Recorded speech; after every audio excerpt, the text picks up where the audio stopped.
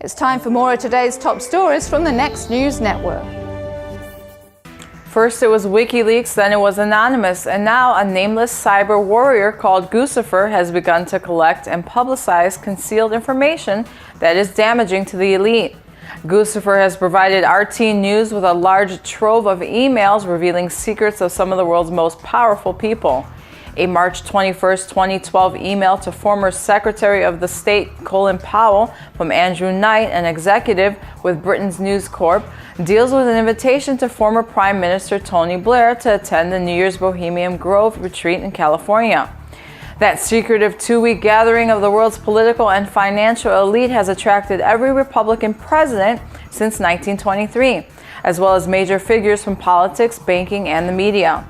Although security makes the event nearly impossible to infiltrate, a reporter did manage to sneak into the gathering in 1989 and confirmed that attendees congregate at a 40-foot shrine resembling an owl.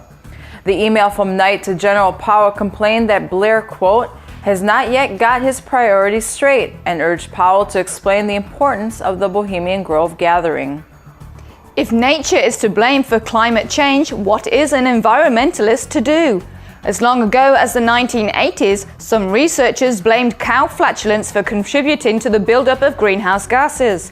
A recent study published in the peer-reviewed journal Nature Climate Change claims that earthworms are responsible for greenhouse gas emissions from the soil. Some climate activists who believe that catastrophic global warming is inevitable are promoting drastic approaches to deal with the problem. Writing in Yale Environment 360, Canadian activist Ed Struzek suggests that it might be necessary to euthanize polar bear populations in Canada, Alaska, Greenland, Norway, and Russia that he says are unlikely to survive global warming.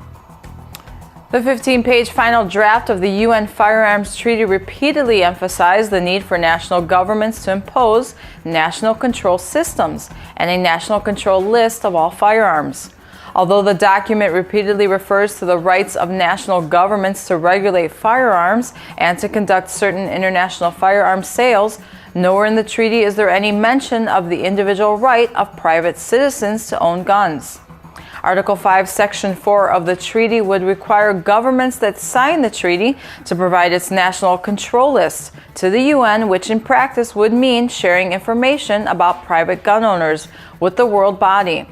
The Obama administration, which is promoting new national gun registration measures, has expressed support for the UN treaty. Investigators on the scene in Syria report that U.S. military aid to rebel groups fighting the regime of Bashar al-Assad is going directly to fighters allied with al-Qaeda. ID cards found on the bodies of dead rebels have confirmed the presence of jihadists from Chechnya, Somalia, Saudi Arabia, Libya, and other countries. Numerous reports from Syria describe the US-backed rebels carrying out atrocities against civilians. Those reports are difficult to reconcile with a self-congratulatory March 27th message posted by the US State Department on its Twitter feed, quote, US humanitarian aid saves Syrian lives every day. Colorado is world-renowned for its outdoor attractions, particularly for hunters. The state's tourist industry is likely to take a severe blow if a planned hunting boycott materializes.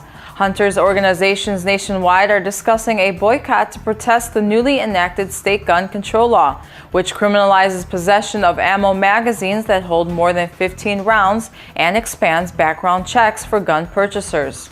Among those planning to avoid Colorado is Michael Bain, who had produced 4 hunting programs for the Outdoor Channel in Colorado. You're watching the Next News Network.